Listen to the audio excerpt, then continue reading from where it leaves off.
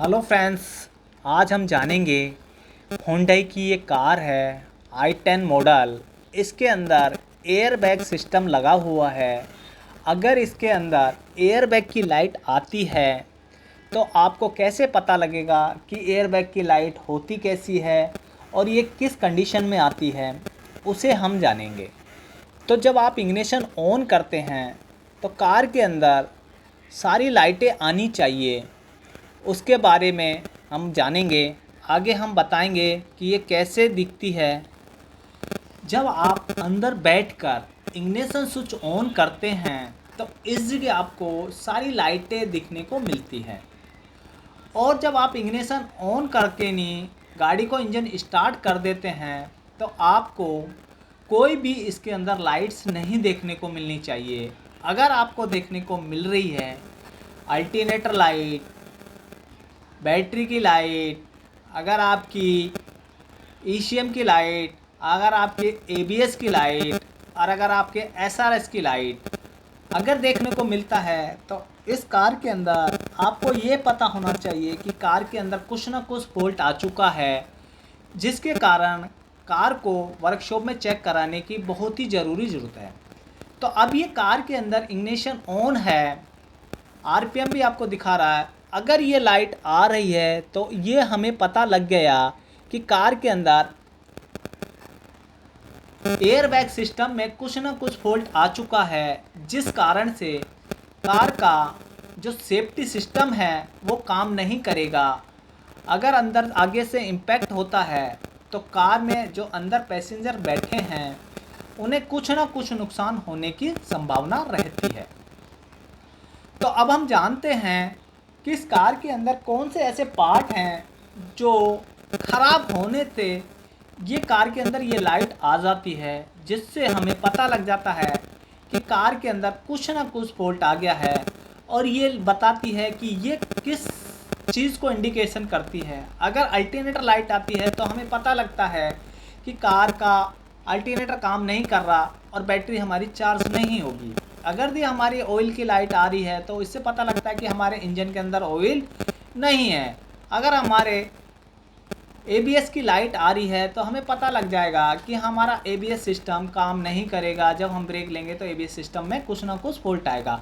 अभी हमें पता लग रहा है कि हमारा एसआरएस सिस्टम में कुछ ना कुछ फॉल्ट आया है, जिससे कार के अंदर जो सेफ्टी सिस्टम है वो काम नहीं कर पा रहा है। अगर आप इसे चलाते रहेंगे तो ये सेफ्टी सिस्टम काम नहीं करेगा और आपकी दिक्कत रहेगी। तो इसके मेन मुख्य पार्ट्स होते हैं जो ये पार्ट है। सबसे पहले आपको ये लाइट अगर आती है तो इसकी वायरिंग सॉकेट्स सारे चेक करने होंगे आपको। अगर इसके वायरिंग के सॉकेट्स आप चेक कर लेंगे तो हो सकता है कुछ ना कुछ पॉइंट्स वहाँ पे मिल जाए, जिसको आपको डायग्नोस करना पड़ेगा।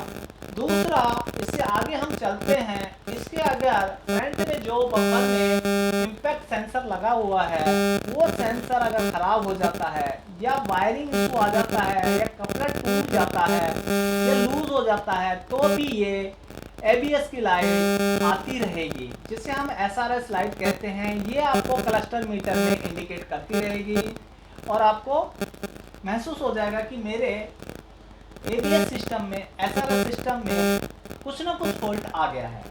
उसके बाद में आगे आप देखते हैं इसमें दो एयरबैग्स लगे हैं, एक पैसेंजर साइड लगा है, एक ड्राइवर साइड लगा है।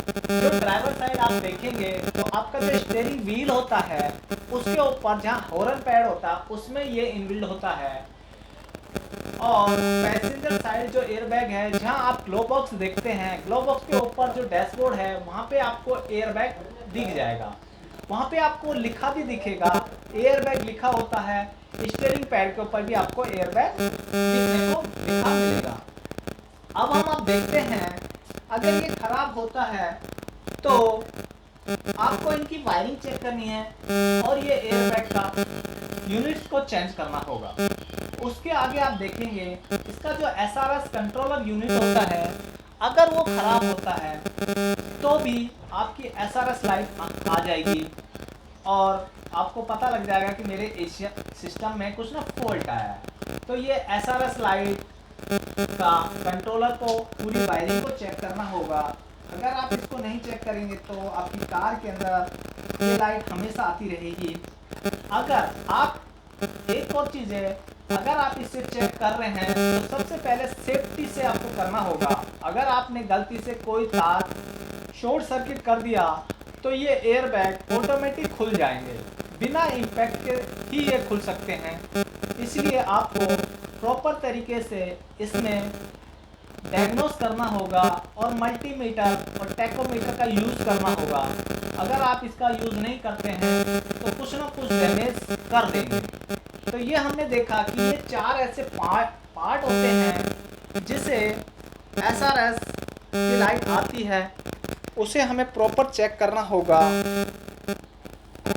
अब हमने समझ लिया कि एसआरएस की लाइट कैसी हमें देखने को मिलती है और ये किस लोकेशन पे देखने को मिलती है, जिससे हम कार को नहीं चलाएंगे।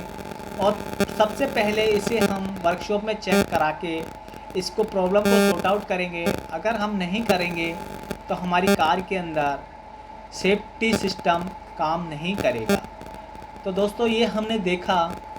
आगे हम देखेंगे कि इसकी वायरिंग को किस तरीके से हम चेक कर सकते हैं, इसके कंट्रोलर को किस तरीके से हम चेक कर सकते हैं, और इसके एयर बैग जो लगे हुए हैं तो उन्हें भी हम कैसे इसे चेक कर सकते हैं, नया हम इसे कैसे फिट कर सकते हैं, उसके बारे में हम जानेंगे अगली वीडियो के अंदर कि एयर बैग प्रॉपर तरीके से कैसे काम कर सकते हैं, इसे कैसे हम रिप्लेस कर सकते हैं, उसके बारे में हम जानेंगे। तो आगे और हम एबीएस के बारे में भी जानेंगे। इसके जो कंट्रोलर है वो किस लोकेशन में लगा हुआ है एसआरएस का, इसका स्टीयरिंग का जो एयर बैग है उसे खोलने का क्या तरीका है। अगर आप उसे खोलते हैं और गलत तरीके से अगर आप खोलने की कोशिश करते हैं तो वो डैमेज हो जाएगा। डैशबोर्ड वाला भी आप गलत तरीके से खोलते हैं तो वो भी डैमेज हो जाएगा। उसके कपलर्स को निकालने का क्या तरीका होता है, क्योंकि उसके कपलर्स को निकालने का भी एक अलग तरीका होता है, उसके बारे में हम पूरा जानेंगे।